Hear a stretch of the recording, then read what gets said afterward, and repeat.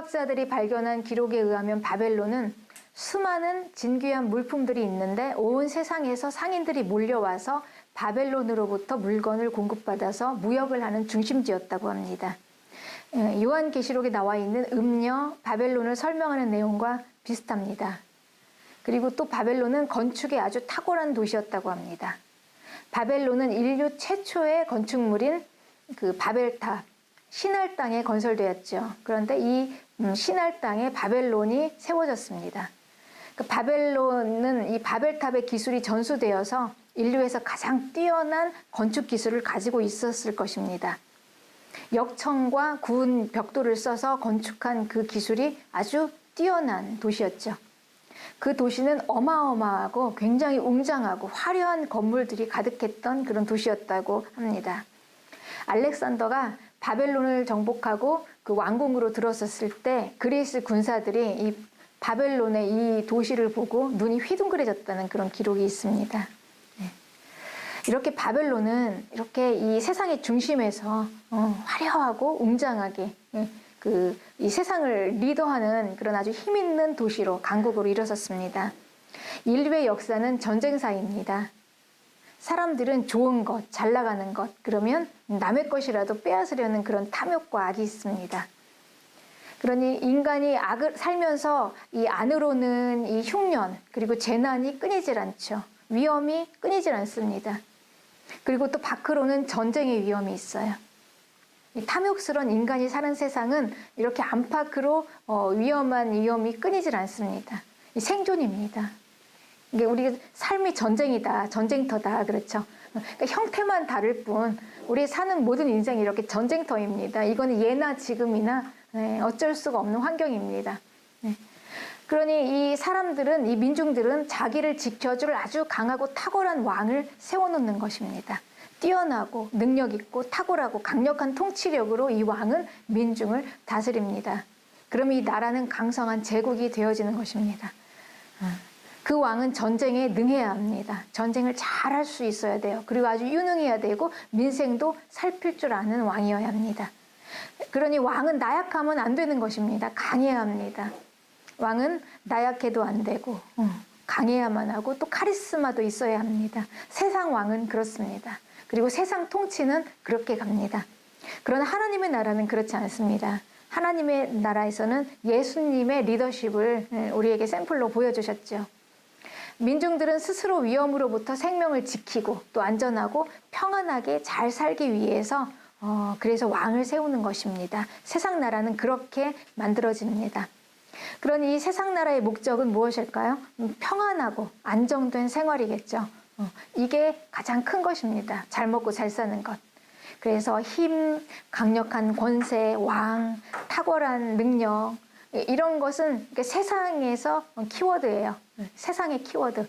좋은 것, 이게 선한 것이다 라는 것입니다. 그러나 하나님 나라의 키워드는 다릅니다. 이 세상은 그래서 승자에게 열광합니다. 강한 자를 좋아하고 힘센 자를 좋아하고 권력 있는 자, 가진 자. 그래서 그쪽으로 몰리게 됩니다. 그러니까 이 바벨론이요. 그 탁월한 힘을 가지고 제국의 힘을 가지고 그 거룩한 성 예루살렘을 침공합니다. 그런데 그 예루살렘에는 아주 우리가 유명한 솔로몬의 성전이 있어요. 종교적인 도시로 그 주변 국가들도 다 알고 있어요. 하나님의 백성 예루살렘.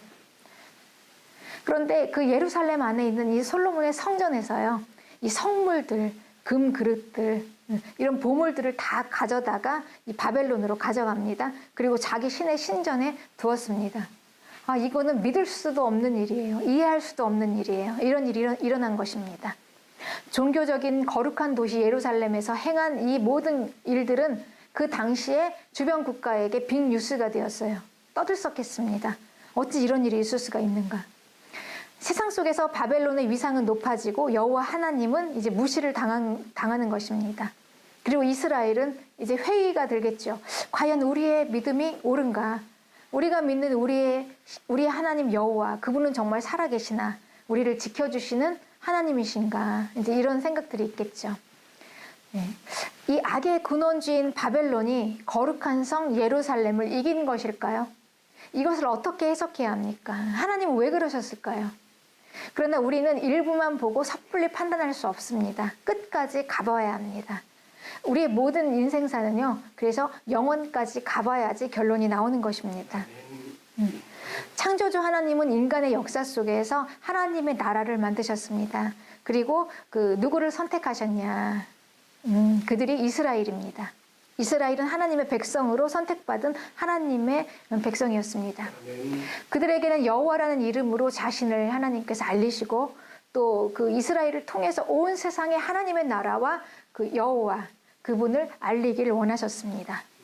그 계획을 이루시려고 애굽에서 꺼내시고 그리고 또 가나안으로 들이시고 그리고 하나님의 나라를 세웠는데 그런데 결론은 어떻게 되었습니까? 이스라엘은 자기를 부르신 그 부르심에 합당하게 살지 못했습니다. 이방신들을 섬기고 여호와를 거역하고 또 떠나고 그러면 하나님의 계획은 어떻게 될까요? 하나님이 그들을 통하여 일하실 수가 없습니다. 그러니까 이 땅에서 여호와 하나님 그분이 온 세상의 창조주이신 것을 과연 누가 알릴 수가 있겠습니까? 하나님의 백성이 이스라엘이 아니면 이 일을 어떻게 누가 하겠습니까? 알파와 오메가이시고 처음과 마지막이신 하나님의 이 영원한 나라를 온 열방에 과연 누가 알릴 수가 있겠습니까? 하나님은 그들을 버리고 다른 민족을 택하셔서 그 계획을 이루실까요? 아닙니다. 하나님은 결코 자기가 선택한 이스라엘을 버리지 않으십니다. 그리고 다시 새롭게 하셔서 다시 부르실 것입니다. 이게 회개입니다. 그런데 그 환경이 바로 바벨론이라는 것입니다. 바벨론. 하나님의 백성은요, 이 고난 중에 더욱 주님을 의지하고 붙들면서 믿음을 지키는 자들입니다. 고난 중에 더욱더 하나님께 돌아오는 자들이에요. 이들이 하나님의 백성이에요. 그래서 하나님께서는 이 바벨론이라는 환경 속으로 하나님께서 이 정한 기간 70년 동안 집어넣으시는 것입니다. 그러니까 죽이시겠다는 게 아니라요, 살리시려고 그 환경에 하나님께서 보내시는 거예요. 이스라엘은 그 70년 동안 낯선 이방 땅에서 노예로 살면서 고국을 그리워하게 되고 더욱더 하나님을 찾게 되고 그 마음이 더욱더 하나님께로 돌아오게 되고 자기가 그 자기들이 예루살렘에서 그 예루살렘 성전에서 예배를 드리고 그리고 여호와를 섬겼던 게 얼마나 복된 것이었는가를 다시 한번 깨닫게 될 것입니다. 그리고 그 마음 여호와께 돌아올 것입니다. 네. 하나님께서는 이것을 선지자들을 통해서 말씀하셨습니다. 70년 동안 바벨론에서 그래서 잘 살아라. 그리고 다시 이스라엘로 올 것이다. 그러니 이제 이 이스라엘은 이 말씀만 믿고 기다리는 것입니다. 여호와는 결코 우리를 버리지 않으실 것이다. 우리는 다시 회복될 것이다. 라는 믿음을 가지고 이제 기다리는 것이죠. 여호와는 무능력해서 바벨론에게 자기 백성 이스라엘을 포로로 내주신 게 아닙니다. 네. 하나님은 하나님의 자녀들을 이 세상에서요, 무능력해서 그대로 두시는 게 아닙니다, 여러분. 온 천하보다 높으신 오직 한 분이신 하나님, 그분은 누구와 비교할 분이 아닙니다. 무능력하다고 오해받으실 수 있어요. 하나님이 왜 그러시냐고 우리가 오해받으실 수 있습니다. 그러나 이 세상에 그 누구도 경쟁의 대상이 될 수 없고 누구도 여호와의 대적의 대상이 될 수 없습니다. 하나님은 다만 묵묵히 아주 탁월하게 뛰어나게 우리 온 인류의 위에서 묵묵하게 자기의 뜻을 이루시는 것입니다. 그 높으신 뜻을 우리가 이해하거나 아니거나 이거의 차이입니다.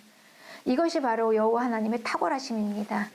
왜 바벨론의 마루둑보다 강하신 여호와가 우리를 지키지 못하는지, 왜 나를 그대로 악인의 고난 중에 그대로 두시는지 다 알 수 없는 인생의 일들입니다. 다 이해할 수 없었지만 그러나 우리는 그 주님을 신뢰하고 믿는 것입니다. 그러면 바로 그때 하나님의 뜻을 보게 됩니다. 이게 바로 세상과 이스라엘, 하나님의 자녀들의 큰 차이점입니다. 오히려 이 세상의 어떤 신들도 비교할 수 없는 한계가 없으신 하나님의 탁월한 능력이십니다.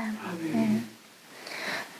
이렇게 이스라엘은 바벨론으로 들어갔습니다. 그때 이제 느부갓네살은요, 예루살렘을 침공할 때 유다의 왕족과 귀족들, 그 중에 쓸만한 그런 좋은 것들과 그 좋은 사람들을 데리고 갑니다. 그리고 그 포로 중에서 왕과 귀족의 자녀들을 데리고 가서 왕이 먹여주고 공부도 시키고 또 잘 대해주면서 키워서 쓰는 그런 정책을 씁니다. 이것도 하나의 포로를 쓰는 정책 중에 하나입니다. 이 정치 중에 하나예요. 이제 그들 중에 이 다니엘과 세 친구들이 있었습니다. 그들이 바벨론에 들어갔을 때 아마 어마어마한 그 도시의 모습이 충격을 받을 정도로 놀랐을 것입니다. 입을 다물지 못했을 것입니다. 바벨론, 와, 이곳이 이렇게 대단한 나라였나.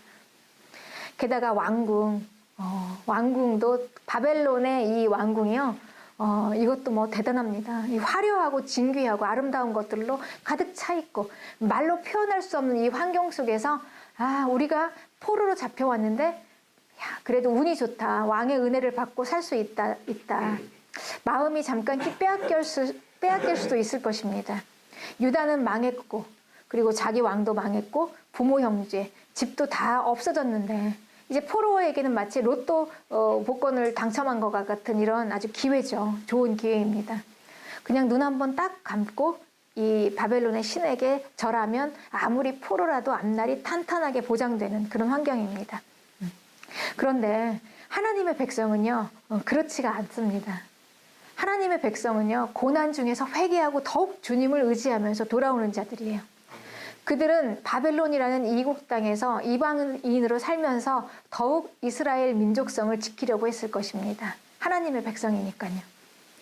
이 하나님의 백성은 이렇게 위기 때 벌써 이렇게 차이가 납니다. 뭔가 위기 때 다릅니다. 이스라엘은 하나님의 백성이라는 존재감이 더 확실하게 아마 깨달아졌을 것입니다. 바벨론과 비교하면서 자기 자신이 더 명확하게 드러났을 것입니다. 우리가 누구인가? 다니엘과 그 세 친구들은 더욱더 하나님의 백성으로 존재감을 지키기를 결심합니다. 이렇게 심판 중에 하나님의 백성은 구별이 되어지는 것입니다. 이게 바로 심판 중에 구별되는 하나님의 백성의 탁월함입니다. 세상과 다른 것이죠. 그럼 다니엘은 어떻게 했을까요? 다니엘은 먼저 목적을 확실하게 정했습니다. 목적을 먼저 확실하게 알아야 우리가 그 다음 뜻을 정할 수 있습니다. 우리의 목적이 무엇인가? 나는 바벨론 사람이 아니다. 나는 이스라엘, 하나님의 백성이다라는 목적, 이 목적을 정확하게 다시 정하게 되는 것입니다. 그러니까 다니엘은 이 왕이 주는 음식을 거절하는 것, 이것을 시작으로 해서 바벨론에서 자기 자신을 지킵니다. 이렇게 뜻을 정하는 믿음은 뜻을 정하는 생활로 이어지는 것입니다. 믿음을 지키기 위해서 이 다니엘은요, 거기에 따르는 불이익을 감수해야 했습니다. 맛있는 것을 못 먹었죠. 한창 자랄 나이에. 그러니까 세상이냐 하나님이냐 이걸 정할 때는 과연 행복이냐 영원한 하나님의 나라냐 우리는 이게 무엇에 우선순위를 두고 살 것이냐라고 우리가 뜻을 정할 때는요, 이 선택에 책임이 따릅니다. 그래서 우리는 둘 다 누릴 수 없어요. 하나는 포기해야 합니다. 과연 나는 행복을 추구할 것인가? 과연 내가 이 세상에서 잘 먹고 잘 살면서 그냥 몸이 즐거워하는 거, 기뻐하고 그냥 잘 사는 거에 맞춰질 것이냐? 아니면 우리의 믿음을 지키면서 영원한 하나님의 나라로 갈 수 있을 것이냐? 그래서 우리는 이 두 개를 둘 중에 하나는 포기해야 합니다. 둘 다 누릴 수가 없어요. 그러니까 둘 다 누릴 수 있다고 우리가 또 유혹을 합니다. 그런데 이 진리는요, 그렇게 말씀하지 않아요. 하나는 포기해야 한다고 말씀합니다. 우리에게. 하나를 얻기 위해서는. 그런데 여러분 이게 맞지 않습니까? 세상에서도 그렇죠. 우리가. 그렇습니다. 그래서 어쨌든 우리는 가장 가치 있는 것을 선택하는 것입니다. 무엇이 가장 가치 있는가. 근데 그렇게 선택을 했으면 과연 그럼 그 결과가 무엇이냐는 거예요. 얻는 것이 무엇이냐. 이 다니엘은 자기가 그 선택한 믿음을 지키는 행위에 대해서 얻는 것이 바로 하나님이 함께 하시는 사람이었습니다. 하나님이 이런 자들과 함께 하십니다.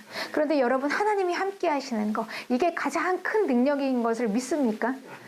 하나님은 살아계십니다. 그리고 자신을 의지하고 찾는 자들을 결코 외면하지 않으십니다. 하나님이 누구신데 여러분, 이렇게 뜻을 정하여 하나님만 의지하겠다, 이런 자와 아닌 자가 달라야 하지 않겠습니까? 하나님을 신뢰하고 그 믿음으로 뜻을 정하는 사람에게 하나님은 그 마음의 소원대로 길을 열어주십니다. 그래서 환관장에게 긍휼한 마음을 주셔서 다니엘은 환관장의 은혜를 받게 하십니다. 그리고 환관장은요, 목을 내놓고 다니엘을 도와줍니다. 그래서 결국은 다니엘의 요구대로 되어집니다. 그런데 이거는 있을 수 없는 기적이에요. 어떻게 일개에 포로로 잡혀온 그 소년이 원하는 일이 이루어질 수가 있는가? 그 바벨론의 느부갓네살 왕 앞에서 이건 기적입니다. 이렇게 사람의 마음을 움직이시는 하나님, 하나님은요 정말 주의 뜻에 합당한 자들, 하나님의 마음에 합한 자들이 이렇게 소원할 때 길을 열어주십니다. 하나님께서 적극적으로 개입하시고 그리고 우리는 이거를 우리의 소원이 이루어지는 것으로 받는 것입니다. 그래서 하나님이 함께 하시는 사람이 된 거, 하나님이 함께 하심으로 어떻게 되었는가? 그는 강성한 인생이 되었습니다. 네, 본문 17절에는 내 소년에게 하나님께서는 지식을 얻게 하셨어요. 그리고 모든 서적을 깨닫게 하셨습니다. 문학과 학문에 능통하게 하시고 지혜를 주셨습니다. 그리고 다니엘에게는 환상과 꿈을 해석하는 능력도 주셨습니다. 여러분, 이 내 소년에게 가장 필요한 것이 무엇이었을까요? 그때 절박하게 필요한 것, 가장 필요한 것이 실력이었겠죠. 포로로 잡혀와서 이방 땅에서 뭐 아무것도 백그라운드도 없어요. 배경도 없어요. 집안도 없어요. 그러니까 오직 자기 자신의 실력과 능력, 탁월한 지식, 지혜입니다. 학문의 탁월한 지식. 그래야 왕의 눈에 들어서 왕 앞에서 쓰임받을 수 있습니다. 그러니까 세상에 살면서 가장 필요한 능력입니다. 기술, 실력. 그런데 이 능력이 여러분 하나님으로부터 나오는 것을 믿으십니까? 우리의 열심과 노력, 이것만으로는 안 됩니다. 이건 한계가 있어요. 정말 탁월한 능력은요, 정말 탁월한 능력은 하나님으로부터 나옵니다. 내 열심과 노력으로 하는 것은 어느 정도 것, 그 이상은 넘어설 수가 없습니다. 모든 지식은 지혜로부터 나옵니다. 지혜로부터 나오는 지식이 깊은 지식이 되는 것입니다. 근데 이 지혜는 진리예요. 하나님의 말씀, 하나님의 영이 깨달아 알게 하시면 지혜가 생겨나고 이 지혜에서부터 지식이 열어지는 것입니다. 이제 하나님이 이 내 소년에게 하나님으로부터 온 탁월한 학문적인 지식과 지혜와 능력을 주셨죠. 그래서 이제 어느 정도 정한 기간이 지나서 이제 느부갓네살 왕 앞에 섰습니다. 그리고 테스트를 받았어요. 그런데 쭉 느부갓네살 왕이 말을 걸어보니까 와, 이거는 뭐 다른 사람들하고 비교할 수가 없어요. 이 내 소년이 얼마나 탁월한지, 이 능력이. 오히려 지금 있는 그 박수와 술객들, 지금 현장에서 활동하고 있는 그들보다 10배나 더 탁월한 능력이 있었습니다. 그러니 왕이 인정하지 않을 수가 없었죠. 이제 왕의 눈에 들어간 거예요. 네, 대단하죠. 그러니까 그들은 바벨론에서 가장 탁월한 능력자들이 된 것입니다. 여러분, 우리 모두 다 이런 축복을 원하지 않습니까? 예수님 믿고 이런 걸 받고 싶어요. 네. 그리고 우리 자녀들도 이렇게 되었으면 좋겠지 않습니까? 그래서 우리가 기도하죠. 네. 그런데 이제 우리가 그러면 이렇게 되어서 어떻게 되었다는 것입니까? 이 내 소년들은 하나님의 축복을 받고 바벨론에서 높은 지위를 얻어서 그리고 높은 연봉을 받고 그리고 잘 먹고 잘 살았다. 여러분, 과연 이게 끝일까요? 네, 이게 전부일까요? 네. 그들은 바벨론에서 성공하고 과연 잘 먹고 잘 사는 걸로 끝났을까요? 혹시 우리가 이런 걸 기대하고 있지는 않습니까? 내 자녀가 그리고 내가 기도해서 이런 사람이 되었으니 이렇게 누리고 끝이 났다. 그런데 만약에 그렇게 이어진다면요, 여호와와 마루드기 뭐가 다르겠습니까? 예루살렘과 바벨론이 뭐가 다를 수가 있겠습니까? 바벨론의 사람들과 그리고 하나님의 백성 이스라엘이 다를 이유가 없죠. 하나님이 복을 주신 그들을 통해서 하나님은 일하기 시작하셨습니다. 그게 중요합니다, 여러분. 하나님께 쓰임받는 인생, 이게 바로 축복의 결론입니다. 하나님께 쓰임받는 사람이 되었다는 거, 이게 가장 우리 인생의 가장 큰 축복인 것입니다. 이게 바로 소명입니다. 소명. 이 내 소년들은요, 이런 축복을 받고도 소명의 길을 지키기 위해서 때로는 높이 올라간 지위와 명성을 반납하고 목숨을 내어놓는 풀무불 속에도 들어가겠다 자청했고 또 사자굴 속에도 들어가겠다 이렇게 자청을 했습니다. 네. 이 소명으로 부르신 분이 능력도 주시는 것입니다. 우리는 처음부터 능력이 있어서 부르신 게 아닙니다. 하나님이 부르시고 또 그 부르신 자들에게 능력을 주시는 것입니다. 하나님께 순종하는 자, 뜻을 정하여 하나님 한 분만을 섬기겠다고 마음을 정한 자를 통해서 하나님이 하나님의 나라를 나타내시는 것입니다. 이렇게 하나님이 함께 하시는 자들은요, 자기가 부르신 받은 그 목적대로 살아갑니다. 이게 인생의 가장 최상입니다, 여러분. 이게 바로 완성된 삶입니다. 나를 하나님이 왜 부르셨는가? 이스라엘은 그냥 생겨난 민족이 아니에요. 어쩌다가 모아진 백성들이 아닙니다. 하나님이 부르셔서 나의 백성, 자기 것으로 쓰시려고 부르신 백성이에요. 그러니 이스라엘은요, 소명이 있는 자들입니다. 하나님의 자녀들은요, 그냥 태어난 김에 사는 자들이 아닙니다. 부르심에 소명이 있습니다. 네. 이게 바로 그리스도인의 완성된 삶입니다. 여기까지가입니다. 여기까지가. 그래서 온 세상 중에 하나님께서는 이 하나님과 함께하는 하나님의 뜻을 아는 자들을 통해서 영원한 나라를 보이기를 원하시고 하나님 자신을 나타내기를 원하시고 또 그들만이 그렇게 할 수 있습니다. 네, 이게 바로 이제 그렇습니다. 바벨론은요, 그냥 그저 잘 먹고 잘 살고 고통 없이 무너짐 없이 그냥 그렇게만 하면 되는 거예요. 그렇게 살다가 자기들이 어디로 가는지 관심이 없어요. 그러니까 그냥 무뎌진 거죠. 그 생활에 도취되어가지고 취해서 그냥 자기들이 자기 자신을 돌아볼 새도 없고 우리가 이렇게 해서 어디로 가는지 내세에 대해서 생각할 여유가 없는 것입니다. 그러니까 현실을 아주 강하게 하라. 그러니까 현실에 집중하게 하라. 이게 이제 그 악마, 아주 노련한 악마의 노하우입니다. 네. 그러니 이제 이 바벨론은 오직 현실에 집중해서 잘 먹고 잘 사는 게 목적인데, 네. 그러다가 이제 자기들의 영혼은 관계가 없어요. 그러나 예루살렘은 다릅니다. 회개하고 여호와께 돌아가는 사람들. 더 나아가서 자기를 이스라엘로 부르신 하나님의 백성으로 부르신 소명을 완수하고 영원한 천상의 집으로 돌아갈 것을 소망하는 사람들. 그렇습니다. 그러니 세상은요, 아무리 잘나고 자기들이 탁월하다 해도요, 그냥 이 절반만 가지고 그 안에서 그냥 활개를 치고 노는 것입니다. 이 그림자 같은 세상의 한계 안에 있으니까 이 실상이 없어서 허무한 것입니다. 실상인 영원한 나라, 거기까지 가야지 완전하게 보는 것입니다. 네. 우리 그리스도인은요, 바벨론에서 살고 있습니다. 여기서 어떻게 살아야 할 것인가? 바벨론 사람처럼 살면 안 됩니다. 바벨론의 마르독에게 경배하면 안 됩니다. 그들이 추구하는 거 추구하다가 큰일 납니다. 여호와의 이름으로 오셨던 예수 그리스도 우리 주님, 그분 한 분만을 예배해야 합니다.